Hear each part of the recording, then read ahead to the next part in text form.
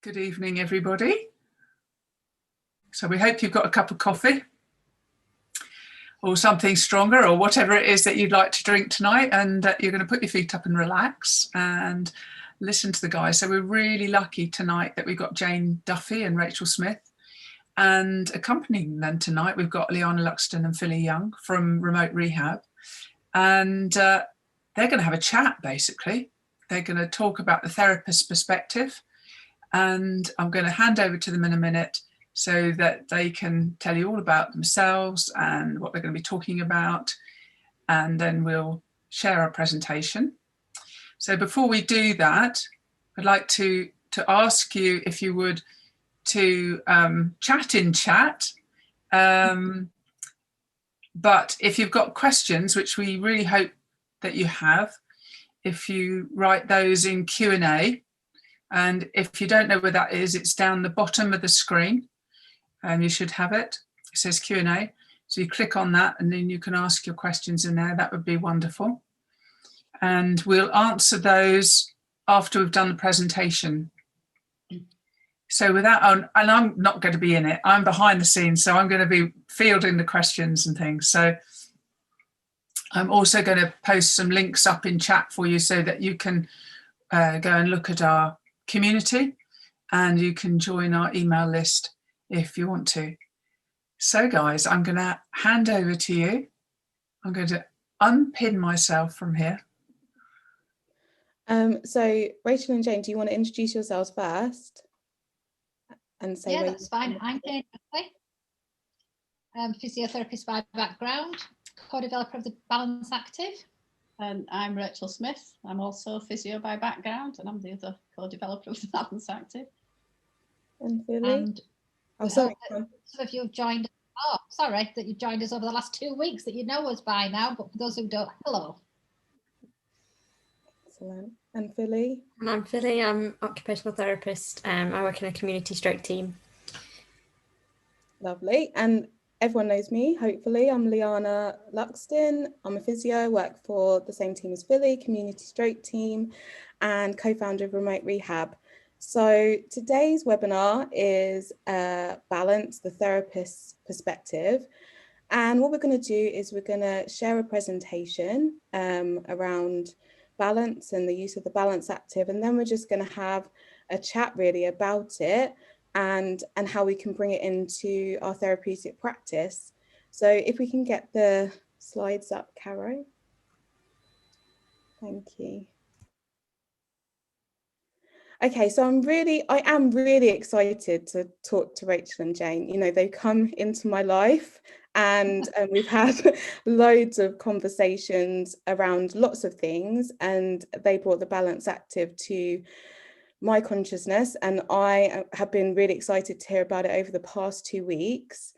I think what we do at Remote Rehab is we're trying to bring forth new innovative products and products that are out there to share with the wider community worldwide that we have access to and that follow us on social media and follow our webinars.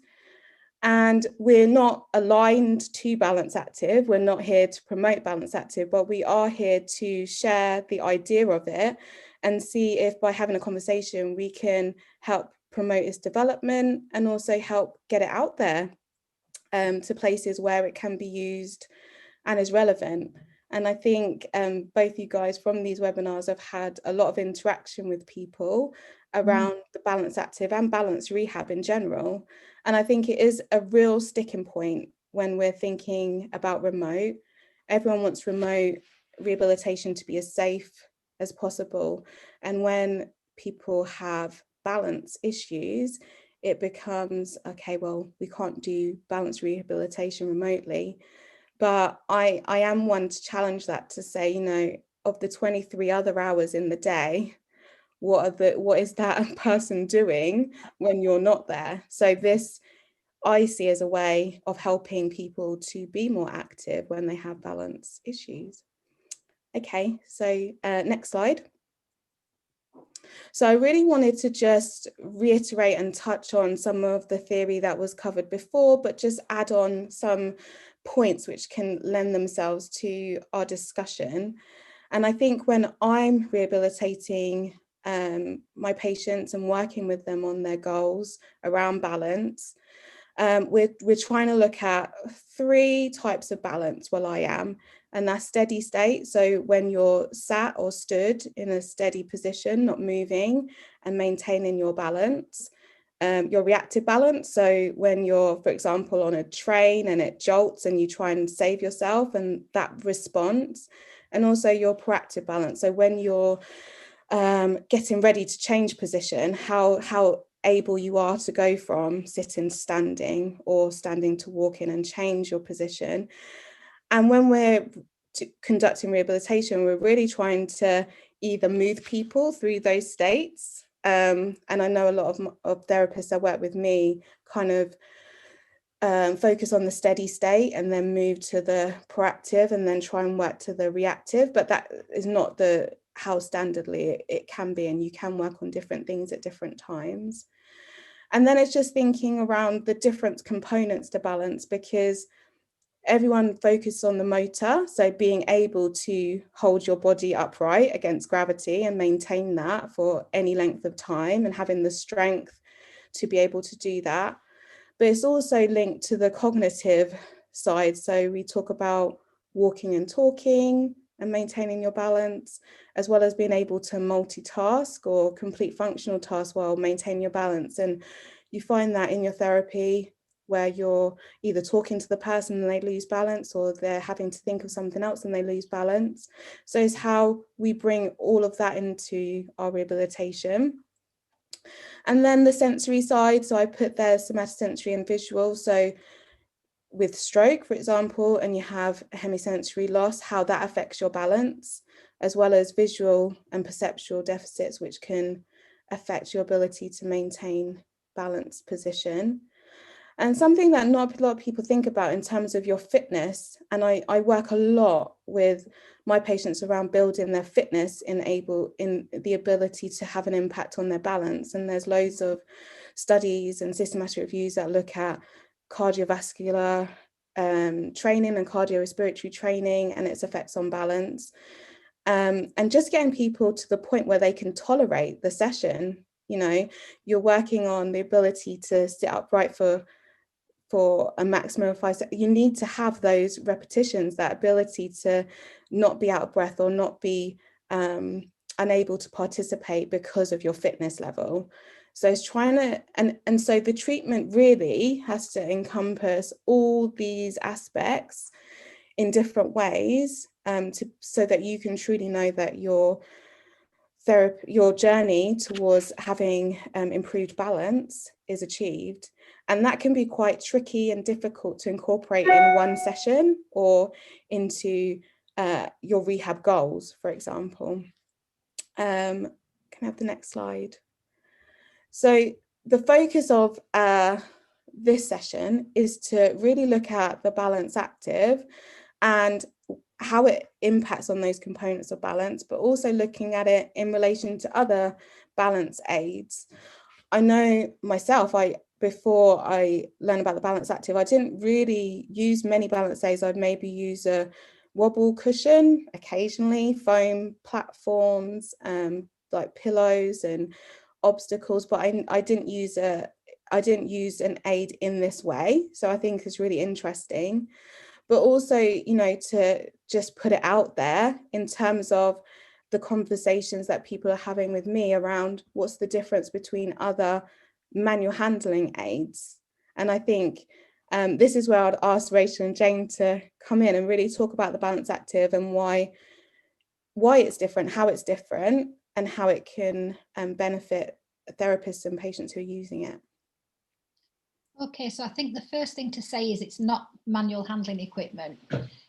We know from the conversations that we've had over the last couple of weeks that as therapists, and particularly therapists working in community settings, we are quite pragmatic about what we use in order to enable people to get into a standing position.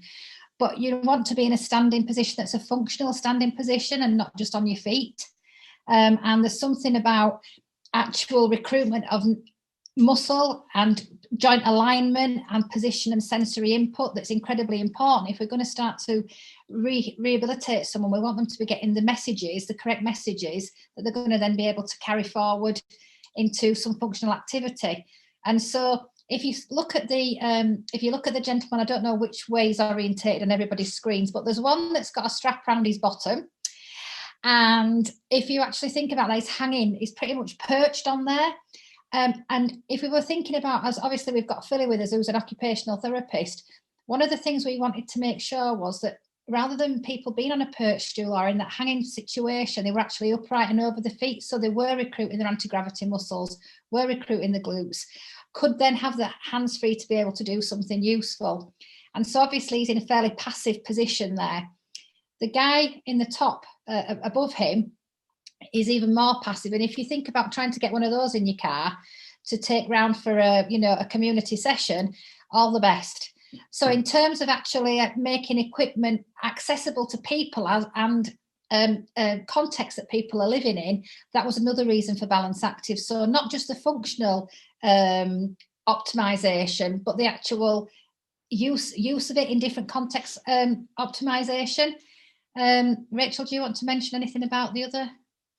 I think the thing with Balance Active and retraining of balance is a skill. Yeah. And it's a skill where you're having to integrate huge amounts of sensory input in order to get the motor output. And part of the reason we designed Balance Active was to make sure it was active. Yeah. The clue's in the name. And the pieces of equipment on here, and they don't engender active standing. They're very passive pieces of kit. So the two bits of equipment, like the rotor stand, for example, on the right, although somebody can be got up into a reasonably-ish standing position with the weight over their feet, because they are slightly forward leaning, it's still really passive, because if you look at the size of the knee block, for example, on both of those pieces of equipment, it's a huge knee block that extends quite a long way down the leg, but also around the knee. Now, the beauty of Balance Active is it allows for lateral shifting, lateral weight transfers, and all the evidence that, if you can remember, was it last week or the week before, we were talking about rehab of stroke and the evidence around things like lateral weight shifts being really important in helping somebody retrain and regain balance for gait, if you like. Those two pieces of equipment won't really allow for that, whereas Balance Active, because of the way it's designed, will allow for that. So, and it'll also allow you to position your feet in different, obviously you can alter the base of support in terms of stride standing or tandem standing, single leg standing, which you're not going to get that opportunity with the other pieces of equipment. So Balance Active is the key bit about that, and not the passive stuff. And the guy who's pushing up on the parallel bars there, or the chair raise, that's, in terms of, if we were thinking about what Rachel said, skill acquisition, if we're looking at practice and part of whole, that's actually not a great critical component of a sit to stand.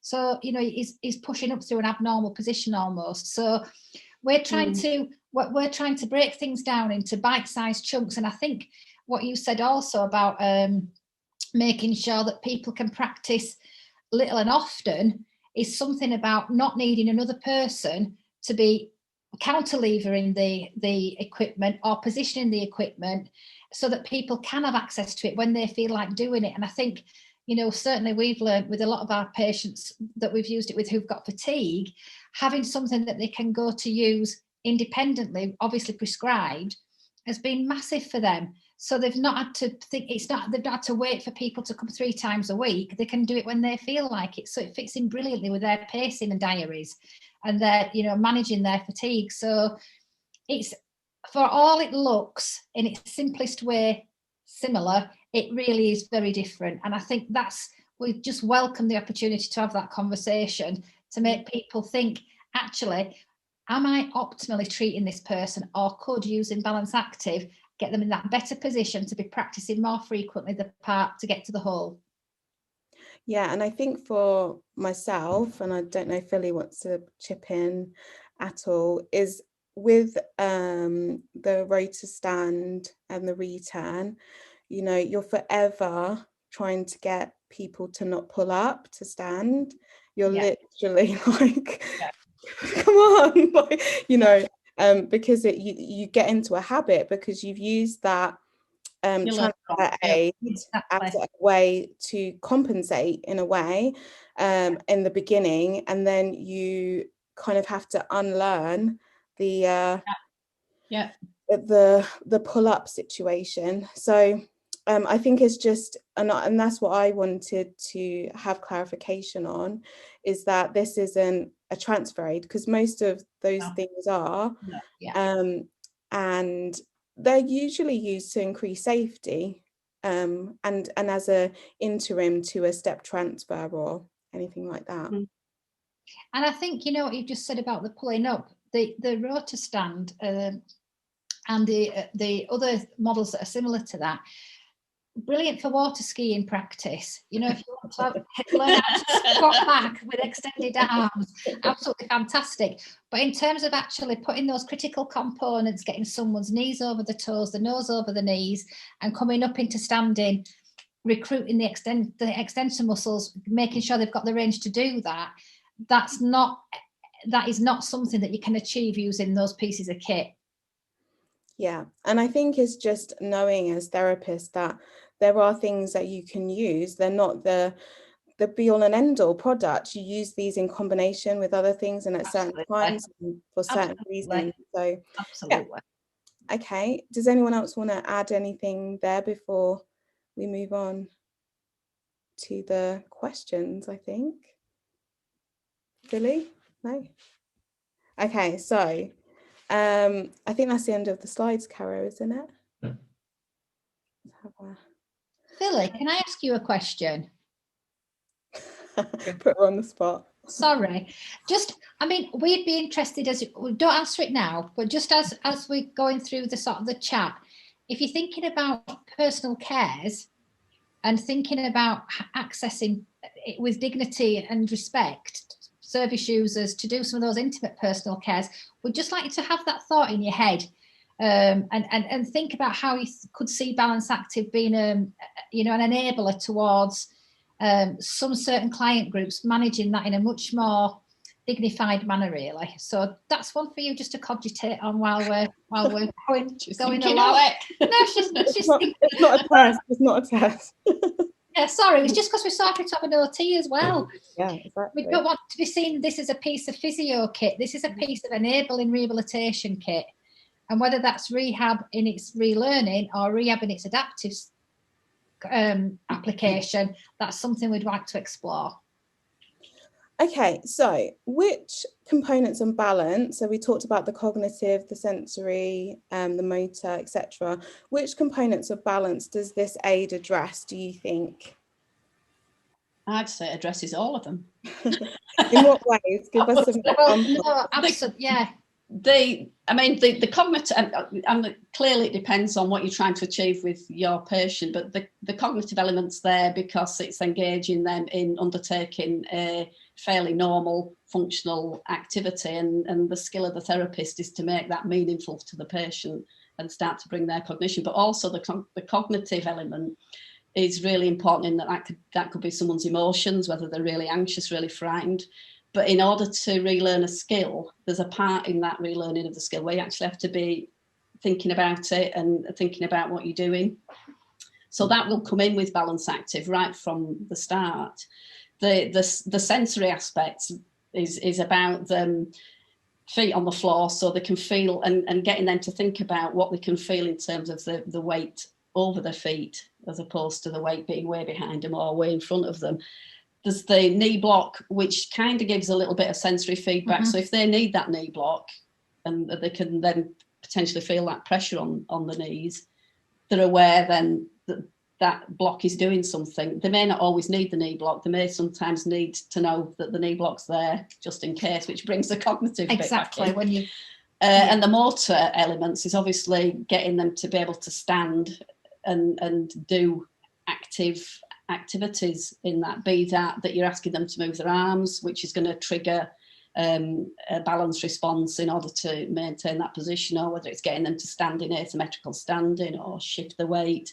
But you're always bringing the motor and the sensory together because you'd be trying to get them to think about what it is they're feeling as they do that? Can they feel that weight shifting? Are they aware of that? And it might be that you have to use other things. You might have to bring in some sort of feedback that's meaningful to them. So you might have to have a mirror there, or you might have to get them to shift the weight until they can feel something. You know, you might put your hand there and say, go to the hip. So I'd say all of them, really. I don't know whether you... No, I think I totally agree. I think the thing that you were saying before about things being done in a way that is right first time is really important, so that they're not having to unlearn some bad habits. And the thing about Balance Active and those components is that the practice of that would be transferable to non-therapists under delegated rehabilitation plans. So in terms of getting carryover and more opportunity for rehabilitation, which obviously the more sensory input there is, the more motor stimulation there is, the more cognitive resources that are demanded, then that's going to have a knock-on effect to fitness. So, you know, it does optimise opportunities for rehabilitation around those 4 component parts, ultimately with a purposeful goal in mind, which has been negotiated. It also optimises self-management, actually, for the person, because once you've started to incorporate some of that feedback and then really being aware of what they're doing, they can practice that on their own.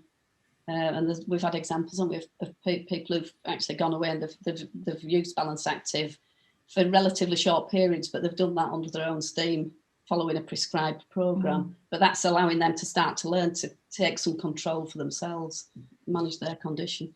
Yeah, so do you feel that the Balance Active is looking more, and this is just me asking as a therapist, more at the steady state balance? Because obviously looking at it, I would say, you know, if you're thinking of safety, I'm just channeling therapists as I'm saying this, that it seems like is working more on that type of balance.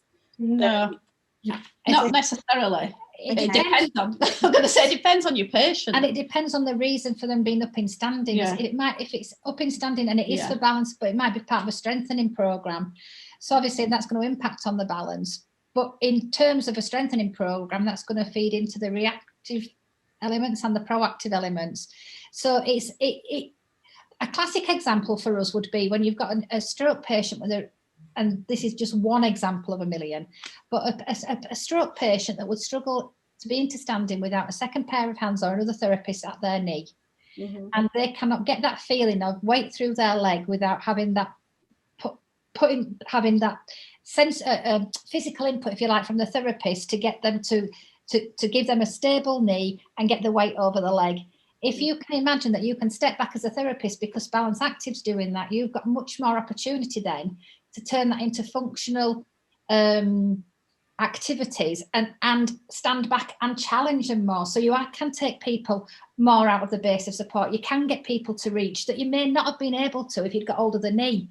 Mm-hmm. So when we're talking about challenging, this is about therapists thinking, how am I going to push this patient to the point where it's challenging and meaningful and going to make a difference to them? They can stand up all day, but is that going to make them have any balance? Oh, can they? Well, but you know, so I think what you'd probably do with it is you probably would start off with it in a steady state, and if you were early on in rehab, but you would be able to use it to progress through to even reactive things. Because I don't know if you saw the videos from last week where we were challenging our little model on the Balance Active throwing and catching, and that's really asking for this ability to suddenly react to something and shift the centre of gravity, but control that whilst doing something else, which brings the cognitive stuff in as well.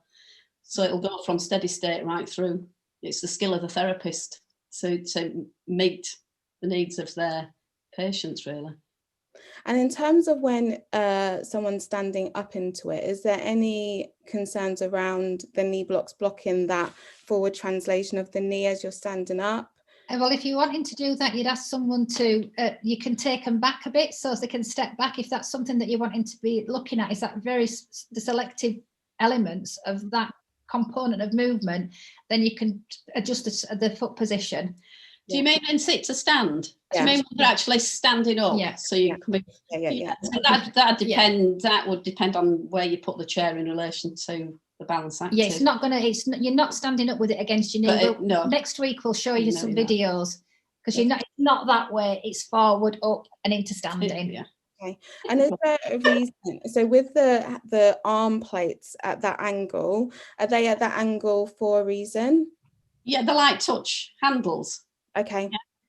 They've been designed really for light touch handles, so they're not really designed to grab on. Not at all. And so people, if you felt them, that there's a certain amount of give or a bit of wobble in them. They're there for light touch, so that if somebody's standing and they're doing whatever activity, but they feel they're starting to lose the balance a bit, it's a normal balance response to light touch with your hands. That's what people do. So it's allowing that normal activity to take place, but they're not there to really grab hold of. And that's explained to the service user or patient before.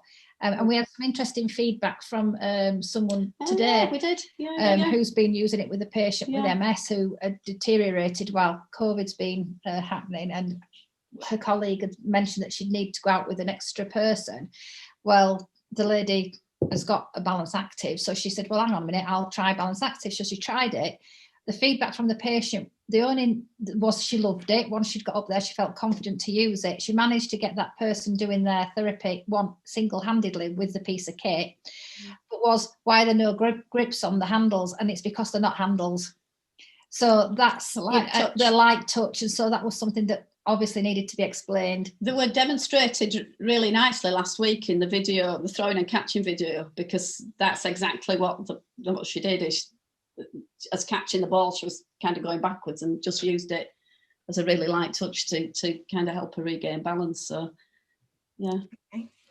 Philly, do you want to go next? Yeah, I was going to say, from a kind of cognitive point of view, do you think there's any certain level of ability that they should have, or if there's any kind of safety implications if they had poor cognition? In the instructions, user instructions, we ask that people have the ability to follow instructions. And so if people are really not able to understand that it's not to pull on, if they've not got that ability to follow that instruction, that it is for light touch, then that'd be something that you'd need to make a decision about. But certainly we'd want people to be able to follow instructions. Really quite disabled people have used it, but they've had that ability to know how to use it. Well, having said that, it has been used in care home with people with dementia. So, but they've been able to at least follow the instructions, even if the instructions are sort of body language type instructions. So that's again, that's your therapy assessment. Yeah, much like any other piece of equipment. If you didn't think they could follow the instructions safely, you wouldn't do it. And have there been any safety concerns or any things that have gone wrong with it? The only thing that we needed to be wary about in the first place was the making sure that relatives potentially didn't trip over the legs. So in terms of patients, no, because it's obviously gone through clinical trials and it's been stress tested and tip tested, and part of its development in its clinical trials has been very much about what's the risk and what might, all the scenarios about what might people do with it that they shouldn't do, and trying to kind of mitigate those risks. Climbing on it, so it has been tested, but that is one of the things that we are mindful of. And again, with introduction of any piece of equipment, that would be explained to relatives or carers or the person who's going to be using the Balance Active with the service user. If it does need another person, be careful you don't trip over it. I've got another question. What patients do you feel the Balance Active best suits? Well, we designed it for people who had mild to moderate leg weakness and mild to moderate trunk weakness leading to balance deficits. So it was as broad as that. So rather than looking at different conditions, it was more what were the problems they had and what was that leading to. But actually what we've found is we've been able to use it with much frailer people than we actually ever thought would be safe using it in a care home. Some of them have been really quite frail and needing, prior to using Balance Active anyway, needing quite a lot of help to stand at all, really. So, and as part of a manual handling plan, I mean, the example, and this is why I wanted to was talking to you, Philly. This gentleman, he's 97, wanted to be able to wash his face, stood at his sink. And prior to that, he'd been having a ball on his bed, and he wanted to look in the mirror and wash his face. And so we did a manual handling assessment with the manual handling nurse there. It took the assistance of 2 with a manual handling belt to get him into standing, but he participated in it absolutely fully. And once he was in standing, once he had his wheelchair at the back of him, but his knees against Balance Active, he was able to stand and get to the taps and wash his face. Yeah. Now, in terms of a choice, 97-year-old man being given that choice, it was fantastic, and his relatives were absolutely really thrilled, and he was thrilled, and that was incorporated then into his care plan. So it wasn't being used to retrain balance; it was being used as an adaptive solution to meet somebody's goal. And that's when we say it's actually had some unintended benefit. Well, we're great that but they were unexpected benefits, yeah, that have been explored further. So that was almost like an adaptive balance solution as opposed to balance re-education, if that makes sense. I'm thinking kind of in therapy, if we were to be trying to achieve that, likely it would need like 2 therapists to be able to stand him, maintain his balance. But also if we were using other bits of equipment like a return, for example, I think the bars in the front would stop him from being able in the way. So we could remove the front legs, get that right up to his vanity sink, and then up he got, and he could manage with it. So again, and I think, like Rachel said, not thinking about people with a diagnosis, but more presentation of symptoms and how we can either strengthen, challenge balance, put that extra support in. Personalised care. That's the word. Personalised care. So, and people don't want a massive big standing frame in their house to practice to keep the range of movement, or bars on the walls necessarily. And again, if you've got wobbly legs, clinging onto a wall bar is not going to do a right lot for your legs. So, it is about making sure that the intended, that the exercises are meeting the issue that they're trying to address, rather than just something that kind of masks over the underlying problem. Yeah. Okay, I'm going to go to a few questions in the chat, and then we'll go back to some of our questions. So one of the ones that came up was, how much does the Balance Active cost? Okay, so pounds, shillings and pence. Sorry guys, this feels a bit cringe, but obviously they're not free, sadly. But they're £395 plus VAT, and they are usable between clients. So you are able to clean them and use alcohol if you need to, if it's a COVID issue. So we kept it deliberately as low as we possibly could, so that people could stick one in the car boot as a community therapist. And if you find you need that extra pair of hands, you can nip out, get your Balance Active. If that's an initial assessment in an urgent face-to-face absolute setting, or whether or not you could have a piece of that kit delivered and talk through in a remote setting with a relative to see how they could use that with that person. So we're trying to make it affordable, and we just imagine that it becomes something like, you'd have your pulse oximetry and your blood pressure stuff and your TheraBand and your whatever else just in your toolkit, and as and when you need it, there it is. So yeah, £395 plus VAT. Thank you. And we have a question saying, Rachel and Jane, what's next, if anything, in the development of Balance Active and the therapeutic use of it? Ooh.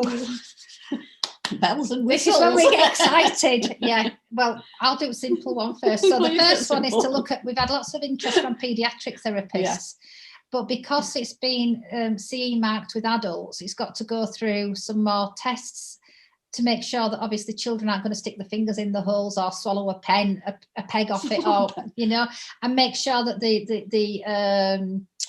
size and everything to get the knee block in the right height and things. So we're definitely looking at that, because not only does it get them into a great functional position for standing, it's great for stretching soleus, and so they can to help parents get kids into a really good position. And we've got a couple of pragmatic paediatric therapists that have decided to take the risk on themselves to use it, but only when they're present, until it does become CE marked. So that's That's One of one. them. The other one was potentially looking at working with the company that makes the sort of textured mats with 2-point discrimination at the feet, so that it actually adds to the sensory input. And then the other one further down the track is potentially to put some electronics in it, so you start to get some either feedback to the therapist about how much weight's going where, how much force the person's putting against the knee block, or to give feedback to the person. But that's a bit further down the track. And we want it to be low tech, high tech, or high tech, low tech. Yeah, It can't, do you know, affordable. So it can't be a blooming Cybex, but it can be one up for people who might need that. And we're talking about the components for people who need the extra sensory feedback. Yeah. You know, we are trying to layer it up, and so this is its basic model. But the basic model works, and so, you know, it's a bit like the basic model's good. It absolutely is. So there are bells and whistles to come, but potentially. But obviously the 2-point discrimination thing, that's a no-brainer. We can't wait to get on with that. And I think that's really important. I know when I'm working with people, we work a lot in barefoot as well as and then grade that up as well. So having and pressure points and looking at foot position and all that type of stuff. Absolutely. And you could put markers on, you know, you could put tape on the basis so that if you want a particular position, you know, there's no reason why you couldn't tape that up. And then that's something that they could work with carers again afterwards. So some more sensory input, but delighted to hear about bare feet.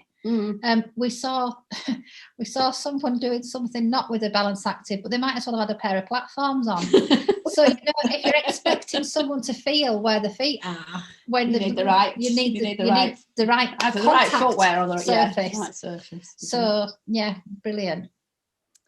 Okay, and we have another question from Esther. Can we obtain a balance active on loan for practice demonstration with our clients and staff for use in the wider community with the view to possibly purchasing? Yes, is the answer to that. And if Esther wants to send us a communication after this, we'd be delighted to have a chat with her. There's been quite a lot of expressions of interest around having a sort of a try before you buy set up. What we want to do in conjunction with that, though, is to ask, there is kind of a two-way traffic. So we do want some feedback as part of that arrangement, but we'd be more than happy to have a chat with Esther afterwards. Now, we are trying to limit the number of loan units for obvious reasons, because if you keep them, brilliant, but we don't want to end up with lots of which we don't expect to have loads of units out, and then but if the units do come back in, they would be reconditioned and then used again for other loans. So when you do buy one, you'd get a new one, unless you keep the one that you've already got. But yes, we could do that. And I think we're quite excited to think that could link in with in-service training, so that if people decided to trial one, we could do a team in-service training along the lines of some of this sort of stuff that we've been talking about over the last couple of weeks. And then if we really want to get therapists to reflect on, think about service users they could use it with as part of that process, or before that process even, so that we know that when we're going to send that loan equipment out, it's going to be appropriate, or we think it's going to be as appropriate as possible. So it's just, you know, we don't want people to think, oh, we'll try one of them and it ends up with socks hanging on it. You know, we want people to get one of these and get it out there into patients' homes and use for patients. So come on, Esther, give us a tinkle. I just wanted to ask about so as working within the NHS, whether that would be something that say our equipment providers would have access to, be able to purchase through them. And well, at the minute it'd have to be on a special order, but we are on the MIA register, which is can't remember what the MIA stands for. Basically, it means indemnity, the medical indemnity. So if you needed to get it's it through the NHS as a special order, they'd check that it was on the MIA, and it is on the MIA, and you can. It just means that you've got to get a quote and put that in with your request to buy it. For now. Until it's out there. Nottingham Rehab's catalogue. Part and parcel of the norm. Yeah. So for now, you need to do a special request, Gringo. Gringo. So focusing on kind of the self-management side, how do you feel that the Balance Active promote self-management, because a lot of the stuff, so with regards to setting it up, obviously there's this need for someone to be there, and a lot of the stuff that we've spoken about, there's this need for the therapist to be there.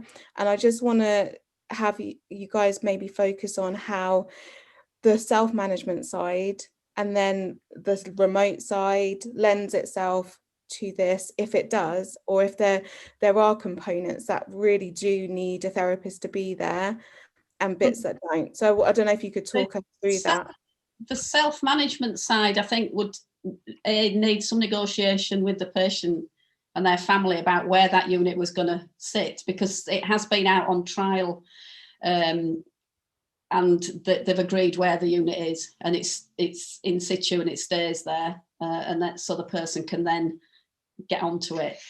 And just, I mean, that's absolutely true. And just, we had with the nursing home, the care home, they had an allocated space for it where it got put away, and then it was part of the activity coordinator's role to bring it out for people to be encouraged to use. Now they'd had to do that because they were so keen to use it, they were trying to find it when there were nobody else around.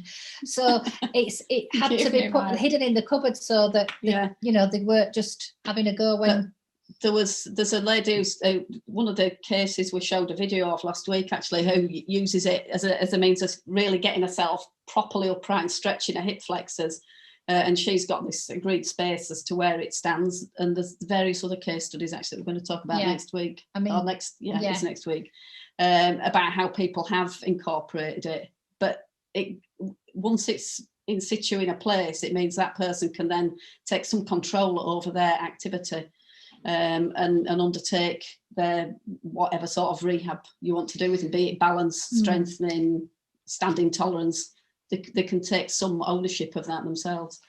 But I think what you just said about how, in terms of any exercise program or any piece of equipment, if there's an explicit plan about where it goes and who's responsible for it and how it's put in position, how it's moved, then you can mitigate anxiety around that.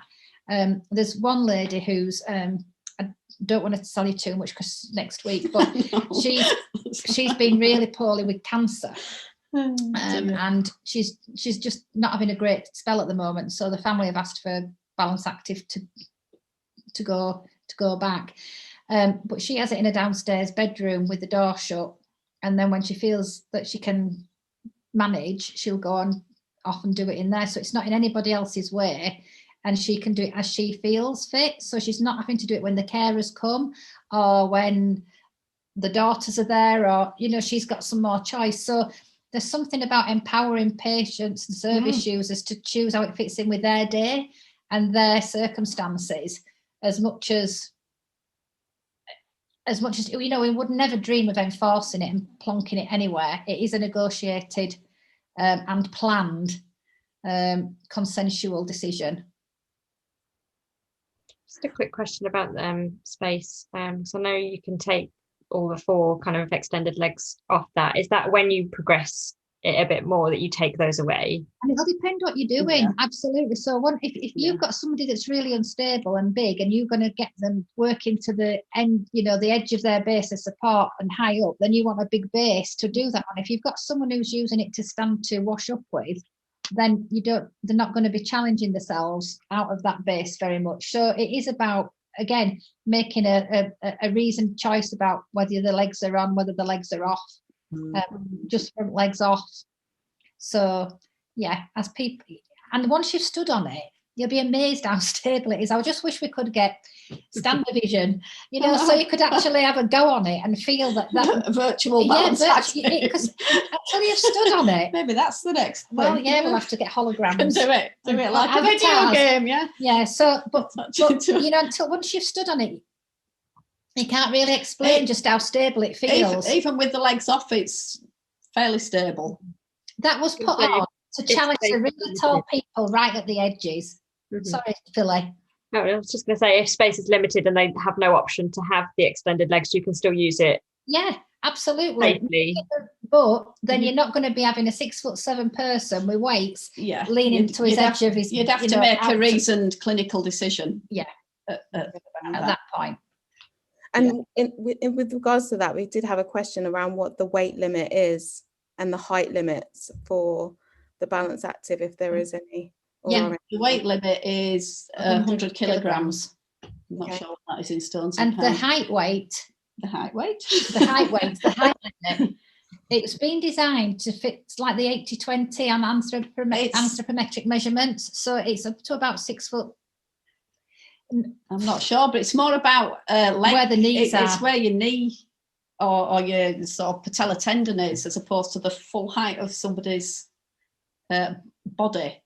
Mm-hmm. I mean, if the the- knee block will go on, go up to that maximum height. But I know when we were doing the sort of early CAD drawings of it, one of the CAD drawings had identified, I think you could be 6 foot tall at least and lean right over and it wouldn't tip up Okay. as a minimum. Okay. So, but you could be taller than that, but it's That more, was taking it's more, it right to its extreme. yeah, it's more your leg, it's more your sort of, I suppose, your tibia length, isn't it? Yeah. So Caro's just said You it's can measure it if you want and tell you. under 16 stone. All right, yeah. Geez. So yeah, it's quite good. And I think when you're getting to those type of limits up to the 16 to 20 stones, you are starting to move towards the kind of bariatric end of Yeah, things, and then it's it not- becomes a bit more tricky. In terms of, yeah, go on, sorry. No, you go. We just said it's been designed. We have tried to make it fit the general population, and so whilst we would love to be inclusive to, it There'll be might be that there'll be a extremes on each side, bariatric won't there? model Yeah, comes that might down be a the track, development. it may be, and that might be used in conjunction with Yeah. other equipment, but Yeah. at the moment it is around the general Yeah. norms, if you like. Okay. The next question I have is around outcome measures. So what outcome measures do you recommend with regards to the balance active to show it, or does it have a set of outcome What you're measures? trying to achieve. It does, and it's funny, you should say about outcome measures, because we've been thinking about objective markers and subjective markers, and we think, sometimes how somebody feels about something and what it enables them to do might not be measurable on a 6 meter walk or a functional reach, but in terms of them being able, so it is about a blend of what matters to the patient. Absolutely, we'd love to get a randomized controlled trial that shows, that a time get up and goes so much better, or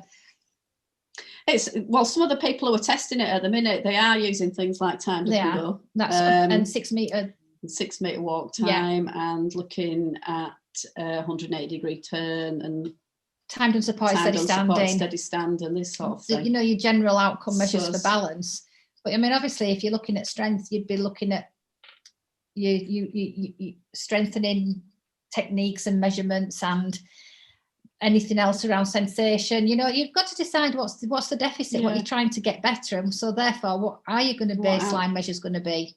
Yeah, I don't think it's the piece of equipment that needs the outcome measure. It's what you're trying to achieve with your patient that needs the outcome measure. So it would be whatever what was appropriate to that person in that setting. But I think you're right, Jane, about what is it that they want to achieve. So what is important to them. So measuring that man's objective marker, marker, he wouldn't be able to do a timed and supported steady stand, but he could stand and wash his face. Which is what he wanted to do. So so what is an outcome measurement? Is it an outcome of achieving a goal, or is it the outcome of getting he can stand up without his knees touching for 10 seconds? Whoop, whoop. And? Your girl's after my own heart. I definitely agree with that. I do think, though, in terms of, because people have NHS services and their KPIs that they need to show they're achieving certain things with their patients. I am quite familiar with the Berg, but I do think it does lend itself a little bit to the Berg in terms of the fact of you can change foot position in terms of tandem stands, sit to stand, etc. So and obviously you were saying about standing on one foot, it may lend itself to that type of measure if you were thinking. It might. There's also the 4-step balance test that Otago uses, which is very similar, isn't it? Changing foot positions and base of support. So it's what's appropriate to the person. Again. But I think what you said though about gathering evidence, we know that there's evidence around improving people's strength and balance. How you do that obviously needs to be evaluated. But if this is putting people in a more optimal position and giving optimizing opportunities for practice and rehabilitation, then it defies logic to think that it could do anything other than enable someone to improve or maintain if it's being used. And I think one of the other things to bear in mind is it potentially means you don't need as many therapists blocking people's knees or whatever.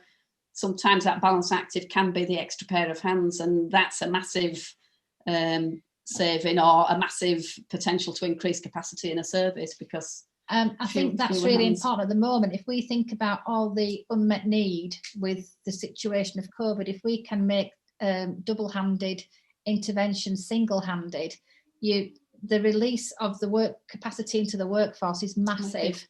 It really is huge, and that can be a registered or non-registered pair of hands. It's somebody who's trained and competent to do it. So it's an optimal use of the workforce. Absolutely. And if you were looking at cost to task ratios, in terms of especially looking at if you were doing double up in communities, 2 sets of engines, 2 sets of carbon emissions, 2 sets of people being there.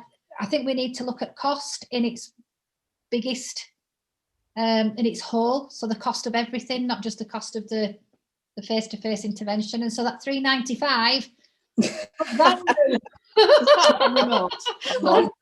It's facilitating remote, isn't it? Yeah, exactly. But on a serious note, cost does matter. And making sure we are using our skill sets to the top of capacity is really, really important. Top of scope. Yeah, but we're a scarce resource, aren't we? So we need to make sure that we're where we really need to be. And I think as well is it thinking about the use of carers, family members a lot more, and not thinking the doubles or the triples need to especially be with therapists as well. I think that's really important. We've got a case study, I think, about that next week. And it's empowering for families. They don't want someone coming in and taking over everything about their loved ones. They want to know, some of them, well, again, we'll go on about it next week, but people feel very disempowered when people troop in and take over. And if they can be doing things with them, for them, or 24/7, it's what you said before, the 23 hours when they're not doing anything. Just a really quick story along those lines. One of the sisters at the care home said, you know what, it's so nice to not hear people saying, sit down, Mrs. Doodah, because now Mrs. Doodah can go and stand and practice with Balance Active as part of her activity programme. And she's less agitated. That poor woman spent 2 years being told to sit down. It's awful. And I think it's just for therapists, and as they either trial the Balance Active or get in touch with you or watch the previous webinars, if this is the first one that they've seen, is to really think for themselves as well. What is it that is the difference, that makes a difference with regards to Balance Active over and above the other things that we showed in the first slide, and making sure that they understand that when they're purchasing this product. And the thing is, if they try and stand up with the turners, stand in one of those stand aids with the sling under the bum, stand in one of the things with the grabby rails up there, and then try Balance Active, they'll feel the difference for themselves. So if they can translate that from their feeling into a patient's shoes, it's you'll feel it. And then when you're trying to imagine it in the clinical setting, it feels like. So we would say, have a bash yourselves, play with it. Definitely. So we've got 5 more minutes. Philly, do you have any other questions? Not that feel under pressure. No. Or if anyone does in the chat. Oh, I just got a poll pop up in front of me. I think what I'm going to do is just give you guys just a minute or so to say anything else that you want to say with regards to Balance Active and regarding the webinar next week, so people who are here can understand what next week is going to bring for them. I think gathering the evidence is going to be incredibly important. I think we do have to, you know, on a really serious note, we do have to be mindful that we want to prove it makes a difference. So if there's anybody who wants to do any studies, any universities, any associates, anybody doing masters, please get in touch with us. Next week, we're going to be doing some case studies. So we will be discussing objective and subjective markers. We will be discussing patient-centred approaches to how and what they do. We will be looking at challenging some of the sort of traditional equipment and how Balance Active has replaced that for some patients with cancer and other fatigue-related diseases. So we hope you join us next week for more stories. And in the meantime, anybody's got any questions about anything, just ask us. You know, and we want to learn too. So if you've got views that you think, no, not in a million years, challenge us. You know, we want to learn. We want this to be the best it can be. There is a question. Just come in. Just cut you off. Is there any option of using an assistive aid to stabilise the patients, like a belt, in the early stages of rehab to stay in standing? If you were going to use, if you've got a manual handling plan in place, then there'd be no reason why you couldn't use getting someone into assisted standing position, use that manual handling equipment in the very early stages. Do you mean use with Balance Active? Is that what I mean? It doesn't actually say that. Yes, with Balance Active. Yeah. All right. So well, there's not the facility to attach anything to it. I think she means, do you mean a manual handling belt? The gentleman in the care home who wanted to wash his face, he did have a manual handling belt on, which was used to help him to actually get into standing. So you could use it in conjunction with a manual handling plan to get into standing. So it's assisted sit to stand, and then assessing that position at that point. Thank you. And I did put a poll up. A poll before. Expecting it. I know. I didn't tell anybody I was going to do it. So if you, thanks. No pressure there. Can you? I saw it. You know, when you press on the button, you think, "Oh, that looks interesting." Yeah, sort of thing. I did. So it would be lovely if people would answer the poll, if you can see it. I presume you all can. That would be excellent, just to let us know how we've done. And I think we'll probably start doing that on our webinar. Yeah, I think just to see, to get the instant feedback. We've got a very good and an excellent so far. So yeah, so it'd be lovely if you can. Very good and an excellent. We like that.